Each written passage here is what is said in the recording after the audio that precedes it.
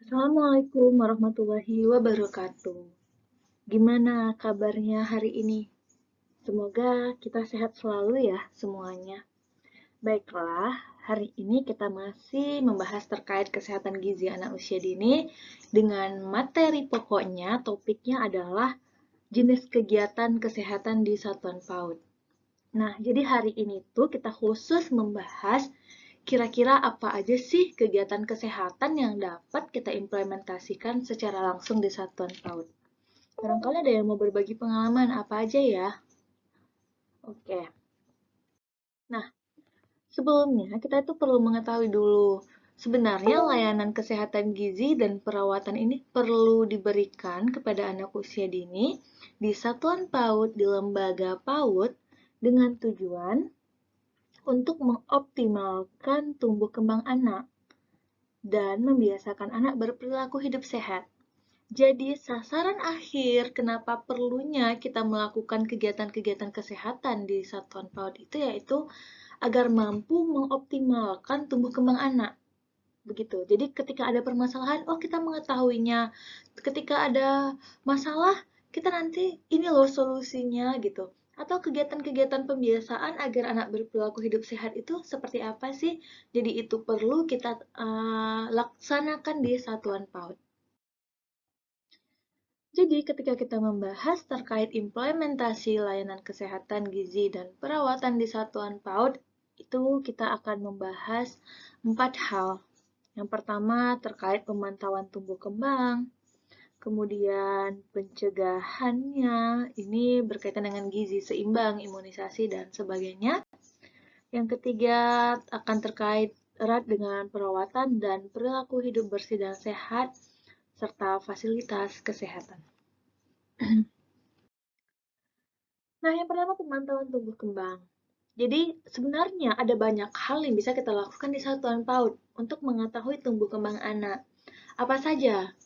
Iya, kita bisa melakukan pengukuran berat badan anak, tinggi badan, lingkar kepala setiap bulannya secara rutin. Nah, bagaimana dong kalau misalnya, Bu, kami satuan PAUD-nya sudah dekat dengan posyandu, jadi orang posyandunya udah melakukan itu, apakah kami perlu melakukan lagi? Nah, sebenarnya itu ada PAUD holistik integratif. Kita bisa bekerja sama dengan berbagai pihak terkait untuk mengoptimalkan kegiatan ini. Ketika kita sudah melakukan dengan posyandu, ya mungkin kita bisa mengambil data dari hasil pengukuran berat badan, tinggi badan, dan lingkar kepala. Namun jika mungkin Bu, posyandu kami jauh loh dari sekolah, puskesmas juga jauh, mereka tidak bisa rutin setiap bulan datang ke sekolah. Nah, makanya kita perlu ketika hal itu terjadi, kita perlu secara mandiri untuk melakukan pengukuran berat badan, tinggi badan, dan lingkar kepala yang kemudian dilakukan pencatatannya dengan baik. Jadi di satuan PAUD itu kita harus memiliki catatan-catatan hasil dari pemantauan tumbuh kembang anak ini. Setelah itu juga perlu dipantau kembali dengan menggunakan KMS. Jadi tidak hanya sekedar mencatat, tetapi kita tahu, oh ternyata anak di sekolah kami ini 90% berada di garis normal. Tumbuh kembangnya normal, berat badannya normal, tinggi badannya normal. Tetapi masih ada loh sekitar 5% mungkin berat badannya kurang atau barangkali obesitas. Ada permasalahan-permasalahan yang kita bahas sebelumnya. Kemudian ada juga deteksi dini tumbuh kembang anak untuk mengetahui perkembangan anak itu sudah sejauh mana berkaitan dengan nanti 6 aspek perkembangan atau nanti dengan deteksi dini tumbuh kembang yang mana pencatatannya kita bisa menggunakan kartu deteksi dini tumbuh kembang. Kemudian kegiatan berikutnya yang terkait dengan pencegahan, kita bisa melakukan penyuluhan kepada orang tua. Barangkali kita bisa bekerja sama dengan beberapa orang tua yang mungkin bekerja di fasilitas kesehatan, atau barangkali nanti kita bisa mengundang psikolog, atau nanti dari kader-kader posyandu, kader BKB, kita bisa saling berintegrasi untuk memberikan penyuluhan. Dan di sekolah adanya juga layanan informasi kepada orang tua terkait tumbuh kembang anaknya seperti apa. Misalnya, Tadi kan ada nih hasil berat badannya di bawah garis normal.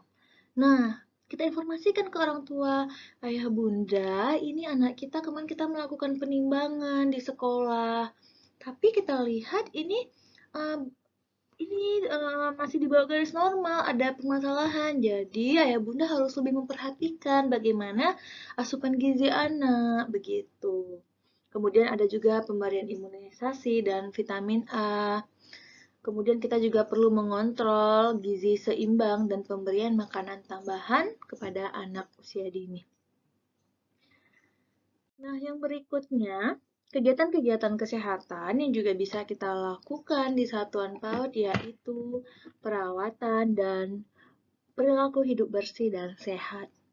Nah, sekarang kondisi masih pandemi COVID-19. Kita juga perlu memperhatikan protokol kesehatan.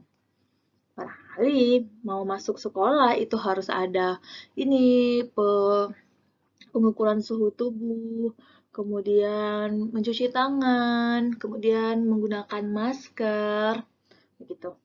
Dan di depan kelas sebaiknya kita juga menyediakan tempat cuci tangan bagi anak.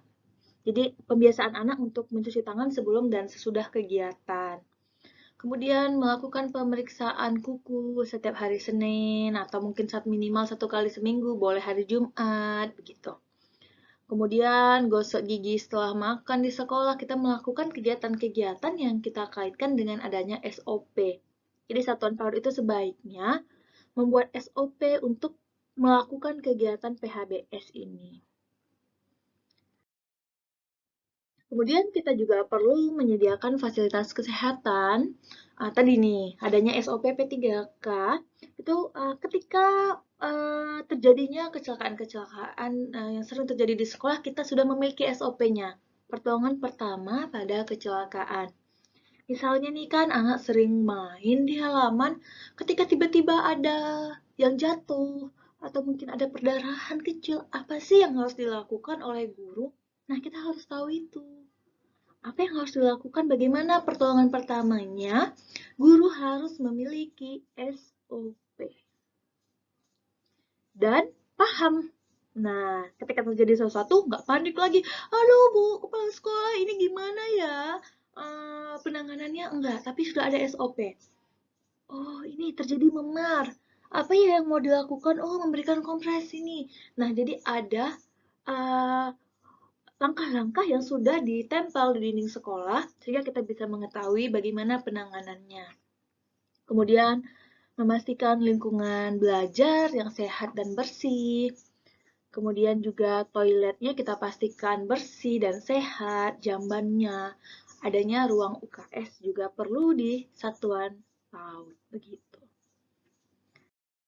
Nah, jadi dapat kita simpulkan di sini, layanan kesehatan gizi dan perawatan sangat penting dilakukan di PAUD untuk mengoptimalkan tumbuh kembang anak usia dini, yang meliputi pemantauan tumbuh kembang, pencegahan, perawatan, dan PHBS, serta menyediakan fasilitas kesehatan yang memadai.